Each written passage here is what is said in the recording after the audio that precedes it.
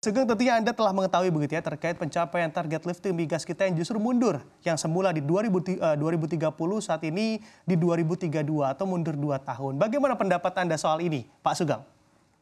Ya, dalam diskusi dan analisa-analisa kami beberapa waktu lalu, kita juga rapat dengar pendapat, baik dengan rapat kerja dengan Kementerian ESDM maupun juga dengan SKK Migas, bahwa beberapa indikator memang menyatakan bahwa target 1 juta barel di tahun 2030 itu memang sungguh berat. Karena memang ketika target ini ditetapkan tahun 2018 yang lalu, itu lantas 2019 terjadi COVID dan seterusnya, dan juga ada faktor lain yakni misalnya isu transisi energi, di mana kalau kita lihat COVID itu betul-betul menghantam dan sampai ada namanya juga oil shock waktu itu, yang itu menghantam di sektor hulu karena harga crude sempat menyentuh sampai harga 24, bahkan ada 24-25 dolar per barrel. Dan juga karena juga demand akan crude itu waktu itu anjlok betul ketika COVID, dan lantas beberapa di hulu itu betul-betul berhenti, beberapa pekerjaan yang baik itu baru bersifat eksplorasi dan eksploitasi. Nah, dari keadaan itu maka kami di Komisi 7 juga diskusi dengan K3S.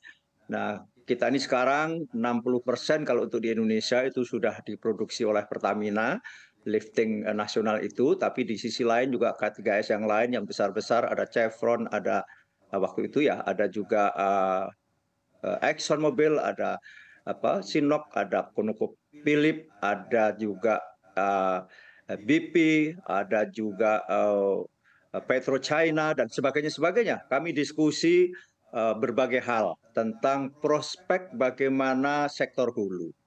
Memang semua ada catatan bahwa di CAPEX mereka saja juga memang turun beberapa waktu lalu dibandingkan dengan tahun 2018 ke bawah. Dikarenakan ada isu energi transisi, jadi CAPEX mereka juga alihkan ke riset dan development, pengembangan juga energi baru, energi terbarukan. Inilah salah satu problem yang juga secara signifikan mempengaruhi sektor hulu hulu migas di Indonesia. Nah, di sisi lain lantas timbul perang dan sebagainya. Rusia dengan Ukraina, dan juga akhir-akhir ini di Timur Tengah, Israel, dan seterusnya. Nah, faktor-faktor inilah yang secara akumulatif menjadi bagaimana di hulu memang mengalami persoalan yang cukup serius di Indonesia. Lifting minyak terus turun, harus kita akui. Di APBN yang lalu kita tetapkan 635 dan terus turun. Bahkan di APBN kali ini dalam asumsi kita antara 585 sampai 605 saja. Dan kemungkinan akan kita tetapkan di 600-an barrel per hari. Nah, ini memang cukup memprihatinkan. Itu fakta bagaimana dunia bisnis di hulu. Di sisi lainnya harus kita akui, sumur-sumur kita, blok-blok kita ini adalah semua dalam kategori tua. Jadi terakhir yang cukup signifikan adalah blok Cepu Banyurep, yang itu minyak, dan itu pun sudah dalam level yang sudah mulai turun. Di Indonesia sekarang tinggal 2 blok besar, yakni Banyu Urip, Cepu, dan juga di Rokan, yang dulu ini oleh Chevron per Agustus tahun 2021 diambil alih Pertamina. Nah, 2 blok ini sekarang yang menjadi backbone dalam lifting kita. Nah, di sisi lain memang ada sebuah fenomena bahwa konsumsi BBM terus naik. Meskipun kita juga ada program untuk menekan konsumsi BBM, salah satunya dengan kendaraan listrik, tetapi hari-hari ini belum juga secara signifikan perkembangan itu. Nah, inilah yang terjadi di sektor hulu migas kita. Tapi kita bersyukur bahwa gas kita terus secara signifikan naik. Nampaknya bisa tercapai target produksi gas di tahun 2030 sebagaimana juga ditargetkan waktu itu.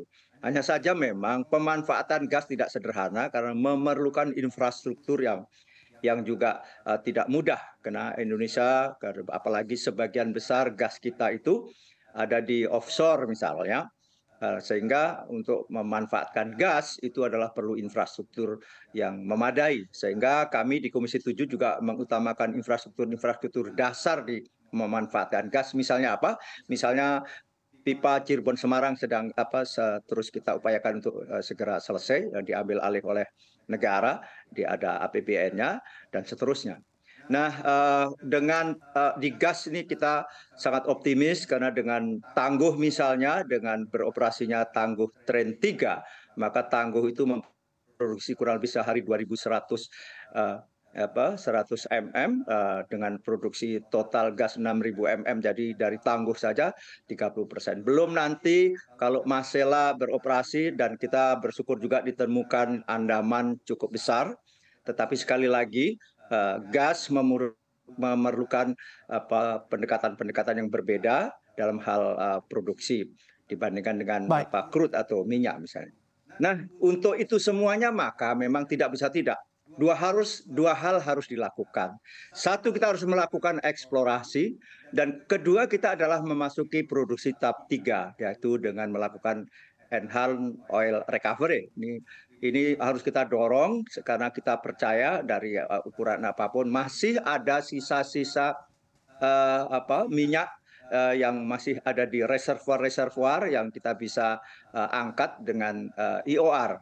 Di sisi lain adalah pengeboran unkonvensional harus dilakukan karena kita tahu di mana-mana telah dengan teknologi itu mampu masih meningkatkan produksi minyak meskipun itu reservoir tua. Nah, ini yang menjadi catatan kita. Nah, dalam analisa-analisa kami adalah kita tekankan apa sebutkan R2P kalau di hulu itu. Replacement to production. Replacement to production itu rata-rata masih 7 tahun plus. Nah, tetapi yang juga menjadi perhatian di kami kepada K3S, selalu kita pertanyakan apa sebutkan R3, Replacement Reserve Ratio. Dan kita bersyukur Replacement Reserve Ratio hampir seluruhnya masih 100%. Artinya apa? Apa yang diangkat dan yang ngebor ditemukan ini baru, maka masih berimbang. Tetapi secara keseluruhan untuk memenuhi konsumsi yang terus naik, memang memerlukan pendekatan baru, yakni harus eksplorasi besar-besaran. Maka SKK Migas dengan juga kami di Komisi 7, dengan juga Kementerian ESDM, selalu mencari format terbaik bagaimana melakukan eksplorasi. Telah dilakukan 2D seismik dan 3G seismik yang itu keluasannya juga mencapai rekor beberapa waktu lalu, dan insya Allah pemetaan jauh lebih